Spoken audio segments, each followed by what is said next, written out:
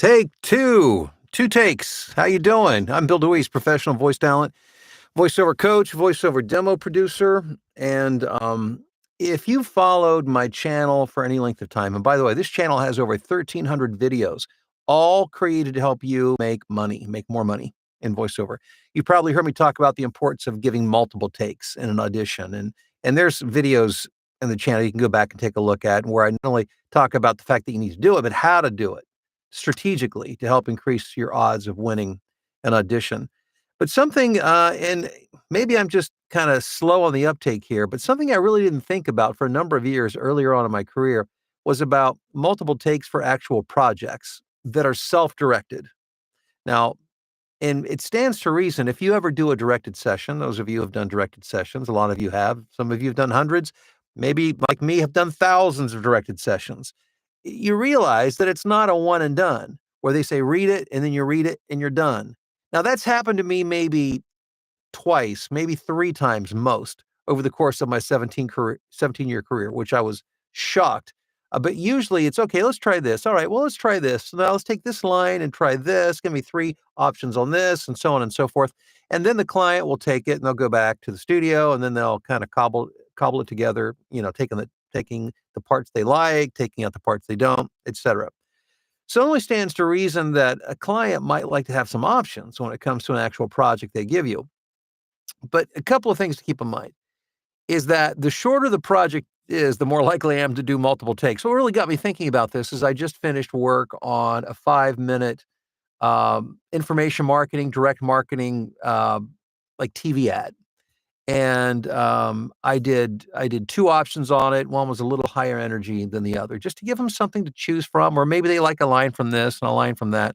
I always find that clients appreciate that. And the thing was that earlier on in my career, I really didn't even think about it. I would just, I would go through and of course do my multiple takes myself and then take what I liked and put together what I felt was the best version. But clients, they oftentimes like options. They don't like too many options usually. In other words, a client would probably be overwhelmed if you gave them 10 takes of something. But to give them two or even three, if it's something shorter, can be something, it sounds really simple. And maybe it seems really obvious to you. It wasn't obvious to me early on, but it's something that I do as a regular practice now. There is a caveat to this. And I do give varying levels of service based on how much I'm paid for the project. Much like when you buy a ticket, when you fly, depending on if you want to sit first class, business class, coach, it's going to be varying levels of service. And when I'm negotiating, I'll negotiate a rate with a client, and some clients are just lower pay than others. But if I decide that I'm going to work at that lower pay, then I'm not going to do all the extra stuff that I might do. And it's going to be a good, everything I do, I'm going to send off a good top quality project. But in terms of the number of takes I give, in terms of the number of pickups that I include, all of that, that's going to vary. So, somebody that's paying me hundreds or thousands of dollars more on a project is going to get a higher level of service. And I think that's where the multiple takes come in. But remember, the goal of working with a client is to not just do a great job on the project you're working on, but the ultimate goal is to get repeat business from that client. That's how you build any business, certainly including voiceover. And the way to do that is to give them the things that they want and the service they want that makes their life easier, that makes them look good to their boss and or their client. If you can make your client a hero, you're going to be a hero to your client, and they're going to come back to you again and again and again.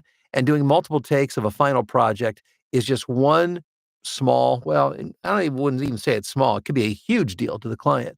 But doing multiple takes is just one way to make sure that that client is super satisfied, is more than satisfied with the final project.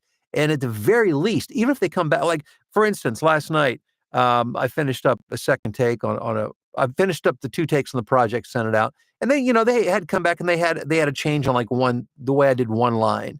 Doesn't mean they won't come back to you, but they'll appreciate the fact that you were trying to cover all of your bases. And it helps to ensure, again, that repeat business. Always be thinking, remember, everything I've said this morning emanates from this concept of repeat clients. I cannot overstate the importance of that. A lot of you guys are out trying to grab a job, which is good. I mean, you got to be hustling for those jobs. But this is not about getting jobs. That's how people starve. It's how artists starve. They're just trying to get a job. If you want to make a good, comfortable, and maybe even more than comfortable living in voiceover, you have to have repeat clients. And you have to be thinking about that from the very start in everything that you do, in every communication with your client, and everything that you do for them. Everything has to make it easy for them to want to hire you again. That's how you build a substantial business in voiceover. So give them at least a couple takes. It'll go a long ways toward doing that. Well, if you would check in the live chat, let me know where you're watching or listening from this morning. We'll do some shout outs here this morning. Oh, by the way, I wanted to mention before I forget, I am working on the next live training event, which will be coming up later this month on the 19th. And now it's not available to enroll yet. Attendance for this is going to be very limited, more than usual. So this is going to be a smaller, tighter group. There's going to be time for interaction. This is going to be my latest iteration of marketing. It's going to include some AI stuff, how to leverage AI to your advantage. That's not going to be the focus of everything. It's going to be a general umbrella of marketing, but I'm going to include some updated information to help you with that. I'm working on that now. I just wanted you to think of this as a save the date. The evening of Tuesday, March 19th, beginning at 8 p.m. Eastern time. Again, you can't sign up yet, but when it does, I would expect it will fill up pretty quickly. So make sure that you're ready for that because we will be making that public soon. So just wanted to put a bug in your ear, as they say, in a good way. So we've got Sirius from Tennessee. I believe it's Eastern Tennessee. First in this morning, Sirius, congrats. Bob, hello to you in North Carolina. And not far off the eastern border of Tennessee, southeast. We've got Rusty in the Upper Peninsula of Michigan. Nephi is in Knoxville. Sirius, I think, is in Charlotte. See, I'm starting to remember you guys. A lot of you guys are here all the time, so it's starting to sink in. Starting to. Ethan, good morning to you in Toronto. Aaron, take two, everyone, from Columbia, Missouri. Miss Johnny in Texas, good morning. Bill in Boise, Idaho. Scotty in South Dakota. We've got Anthony in Phoenix, Sandra in Worthington, Ohio, John in Rhinebeck, New York, Corey in Whitehall, Wisconsin, Sandra, Dallas, Fort Worth, Ty, Warsaw, Indiana, Melissa, San Diego, Philip is in Tokyo. Let's see here. H.A. in Missouri. Tina, good afternoon to you in Sweden. Hello, a moment with Amisha in South Carolina.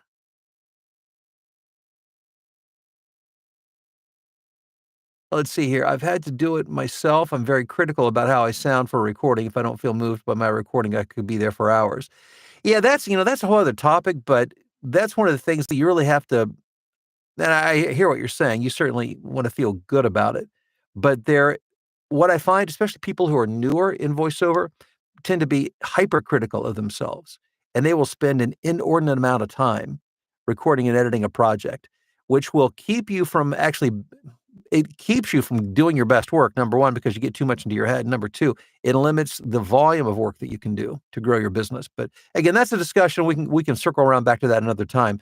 Nate, good morning to you. How's the knee? Well, I got the results of my MRI yesterday, and I've got I think that came in after my morning stream. Anyhow, I have a torn meniscus, so I see my doctor later this month. I'm sure we'll have to do a little repair surgery on that to get me back out on the track again. The great thing is, it doesn't bother me that much. I mean, I can go up and down stairs. I can walk around. It's if I pivot, there's something not working in there right. Brian in Tucson, Nate in Vegas, Christopher, good morning to you in Houston. We've got Dave in New York City. Terry, good morning to you from sunny Fallston, Maryland.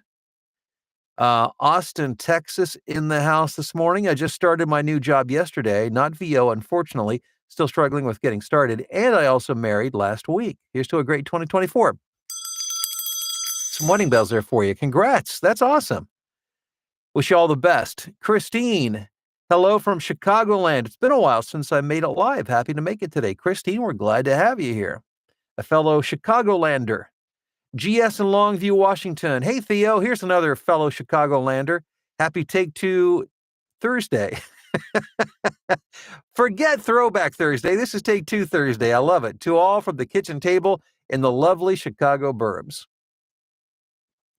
Greetings from Tbilisi, Georgia. If I didn't get that right, I apologize. 12 hours ahead. Oh, okay, Georgia, as in like around Russia. That Georgia. Okay, I was thinking U.S. Georgia. Just finished my first audiobook. Hey, congrats, man. We'll get that. We're heating up that bell today. I reserve this bell for like first time achievements, first jobs, and or weddings, that kind of thing. Special stuff. Hello to you, Tess, in Georgia. Ty, these things are only obvious to us because many of us have learned them from you in the blueprint. Thanks, Ty. I appreciate you saying that. And let's see here. Oops, the stream moved on me. Let me back up here. Ty is a member of the VoiceOver Blueprint. The VoiceOver Blueprint is my comprehensive, deep dive, ongoing training, coaching, mentoring program. It's like going to VoiceOver University. If you'd like to join VoiceOver University, link below in the description. You can get all the information there. We'd love to have you.